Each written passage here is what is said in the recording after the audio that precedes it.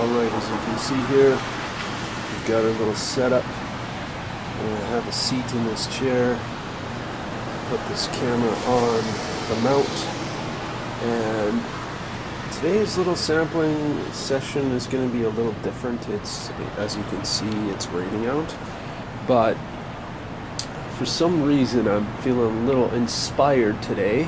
It's March the 24th, and today I want to do something a little different. I actually just kind of want to chat and just kind of talk about some things. In particular,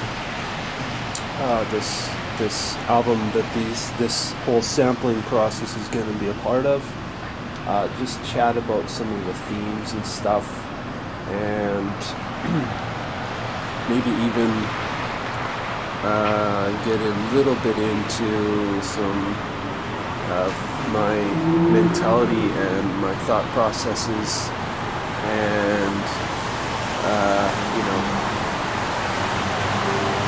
my whole thing about positivity and such, and why I'm such a positive person. So this is the Zoom H5. I rented this for this sampling process. I've rented it for a week. I've been sampling since Saturday morning. We've got some cables into the channels 1 and 2 because we're doing some sampling. I'm using these headphones to monitor the sample source and the volume and such like that. And as you can see here, the cables are going into the computer speakers, or the volume control of the computer speakers, and we're capturing stuff from YouTube. As you can see here, we've captured stuff about media sensationalism and all that kind of stuff, because there is some subject matter on this next thing that touches upon that subject. So yeah, that's kind of what we're doing today. This entire week we're sampling. It's now Monday, and you can hear the train in the background there. So as you can see here, I'm doing some sample chops. What am I doing here? I think I already got this one, so I'm just going to move this way.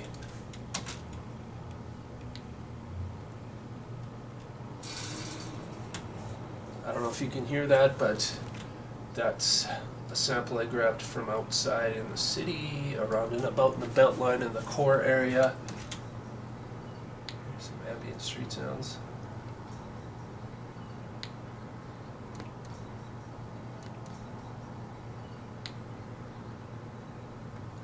I don't care for that sound, so let's just see what's here.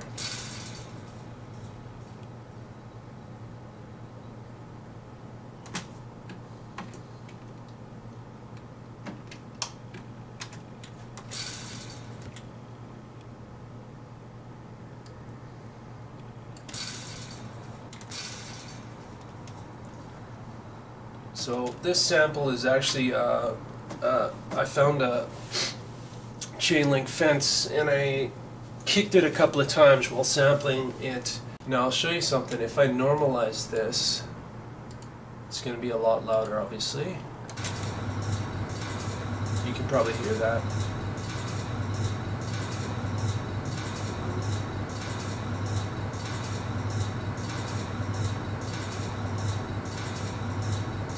My naming scheme here, I've tried to make it clear what it is. Like if it's like, as you can see here, I've got a chain link fence 2, 3, 4, 5, 6, and there's you don't see the one there, but it is chain link fence. That's the first one. Then 2, 3, 4, 5, 6, and these are like more prominent chain link fence hits with my foot, and then these rattles are just more subtle sounds that where the rattle is a little bit more prevalent. So what is this next thing? What is Ground Zero? It is not inspired by the actual Ground Zero in New York City where 9/11 happened. It's not inspired by that. It's inspired by the end of the pandemic, and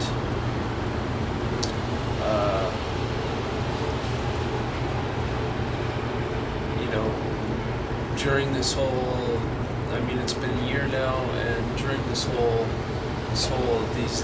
various phases of lockdown and you know, coming out of lockdown and like technically we're in another lockdown. I'm not sure when it ends, but when this is all said and done and everyone's good to go and there's nothing to worry about, you know, essentially we're at ground zero and start fresh and kind of rebuild where we've kind of fallen.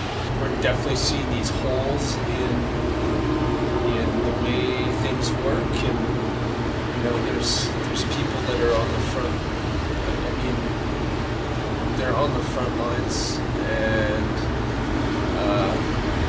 like for instance, grocery store customer service people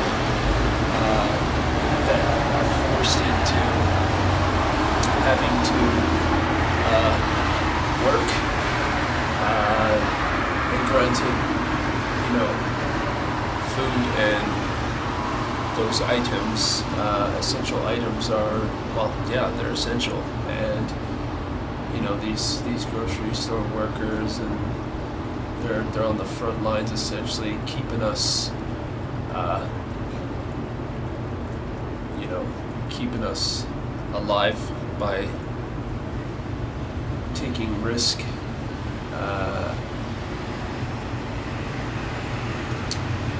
Well, it's not even a risk. They're just kind of forced into, like, they're forced into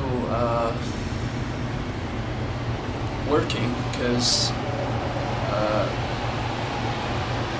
I mean, where is everyone going to get their food source from? Where are they going to get their items to clean? Where are they going to get their items to? Where are we going to get our items to? You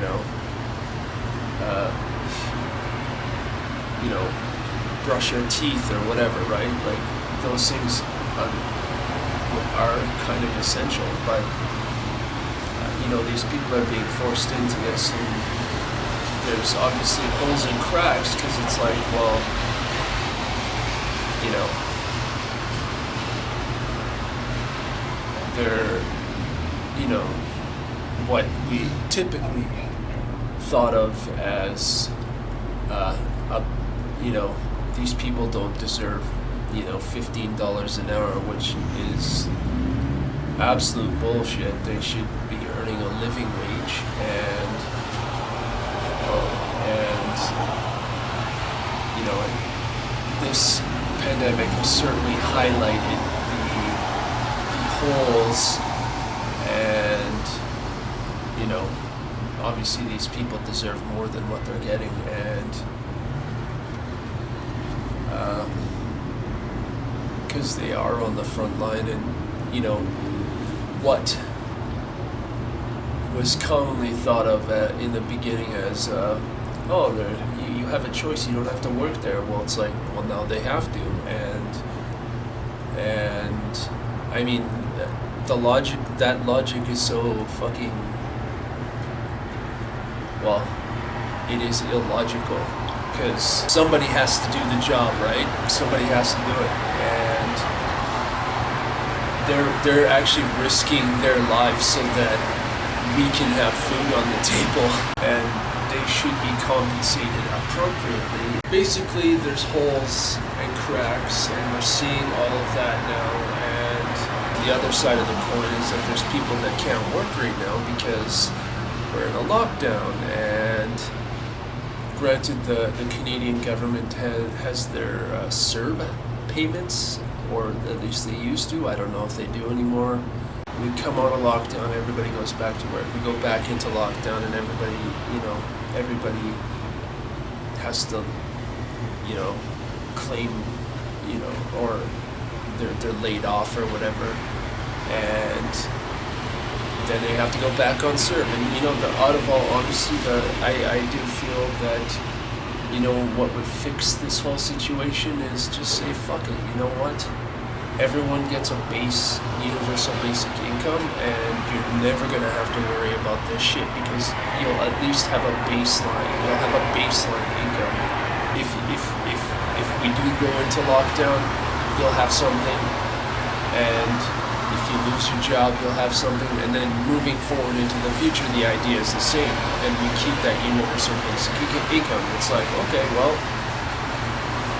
if you lose your job, you don't have anything to worry about. You have that universal basic income. And ground zero is kind of we are at ground, when this is all said and done, we're at ground zero. We can grow from this, and we can change for the better from this, and that's kind of what ground zero is all about. I mean, when you look at this whole situation, it's like, how can you go back to what we consider normal? Like, we can't go back to normal after this, or what we would have considered normal. It doesn't make sense to do that. It's like, okay, we're just gonna go back to normal, and everything will be back to what it was before, and it's like, how are we supposed to walk into that and go, okay, we'll forget everything that we saw happen, we'll forget that grocery store workers are not being compensated properly, how are we supposed to walk, we can't just ignore that, right?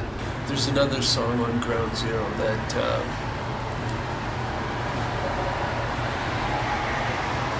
I kind of get into religion, and how I actually think it is the problem with our world today, and how people become divisive over it, and my God thinks you're a sinner, and you're the devil, and all this shit. And looking at what's recently happened in Israel, it's like, holy fuck, like, they were back, they're back, Gaza and Israel are back fighting each other, and it's like, fuck, like, and this is in the middle of a fucking pandemic, like, holy fuck. I don't understand why people can't accept each other's differences.